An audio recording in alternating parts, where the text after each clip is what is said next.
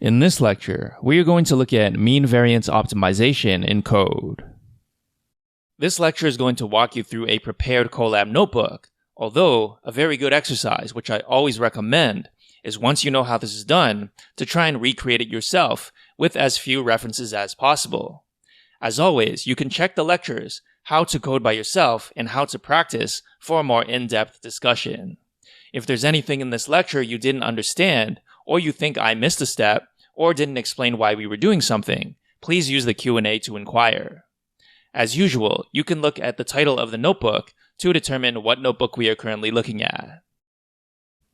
As you recall from the theory lecture, what we would like to do is walk through every possible return in very small steps, from the minimum return up to the maximum return. For each of these points, we will find the minimum possible risk. Since these steps will be very tiny, when we plot them, they will look like a nice smooth curve outlining the efficient frontier. So let's start by setting n equal to 100 points. This is the number of target returns that we will calculate the minimum risk for. Next, we call the linspace function to get 100 equally spaced points between the min return and the max return.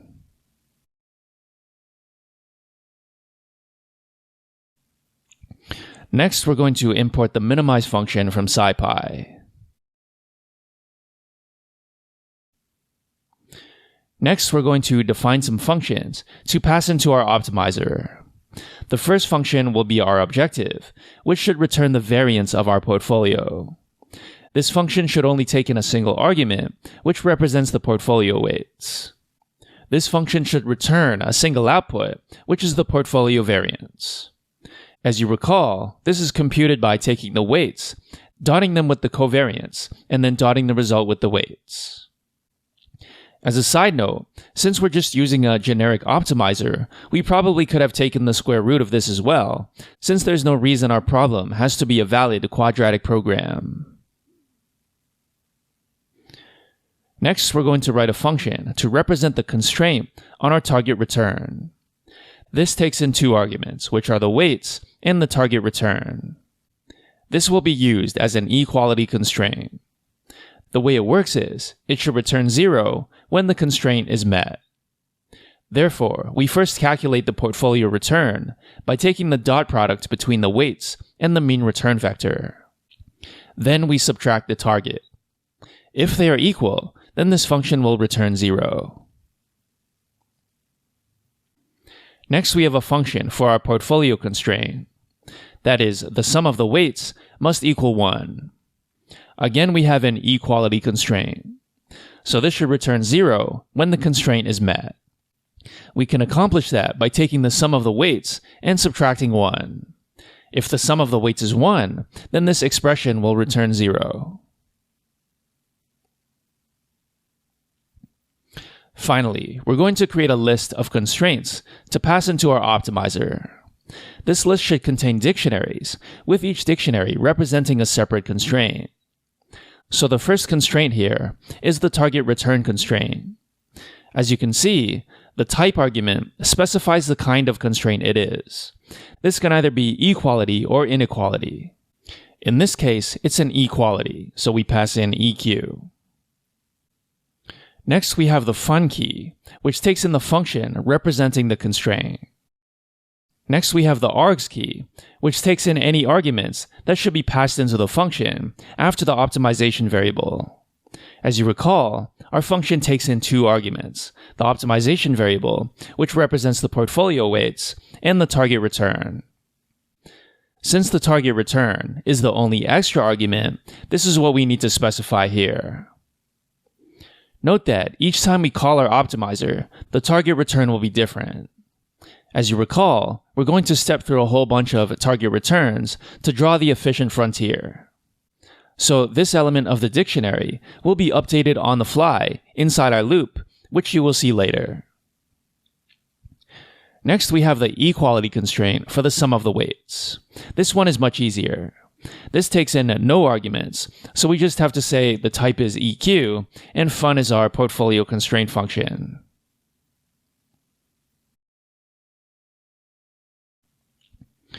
Next, we're just going to run our minimize function once to see that it works. So the first argument is the function we want to optimize, which is the portfolio variance. Next, we have x naught, which represents our initial guess for the weights. This is an iterative algorithm, so this is where the algorithm starts from.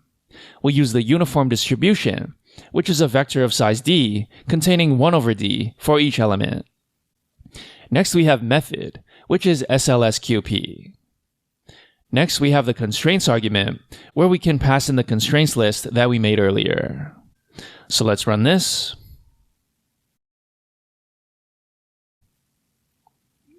And we see that the optimization was successful. Most of these values you don't need to worry about. The important ones are fun, which tells us the minimum variance we were able to achieve, and x, which tells us the actual weights which achieve this variance.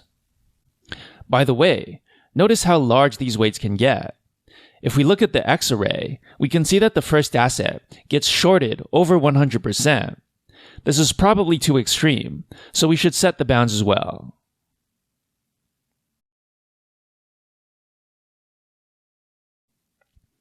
In the next block, we're going to run our function again, but this time, we're going to pass in the same bounds that we passed into our linear program earlier.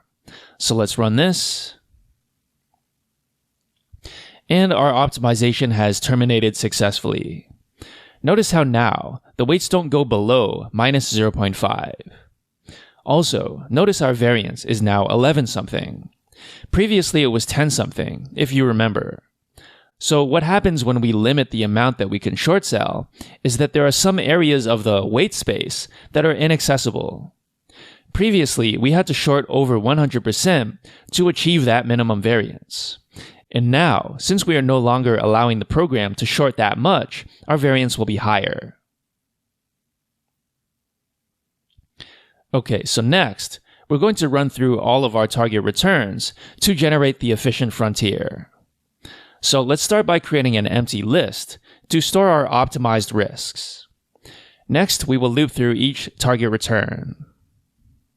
Inside the loop, we're going to set the constraint dictionary to the current target. Next, we're going to call the minimize function with exactly the same arguments as before.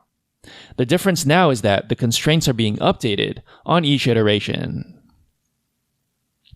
When the loop is done, we're going to append the square root of the optimized value to our optimized risks list. This is because we optimized the variance, and the square root of that is the risk. Next, just in case, we're going to check the status of the result. 0 means success, so only if the status is not 0, we will print out the result, just in case something went wrong. Okay, so let's run this.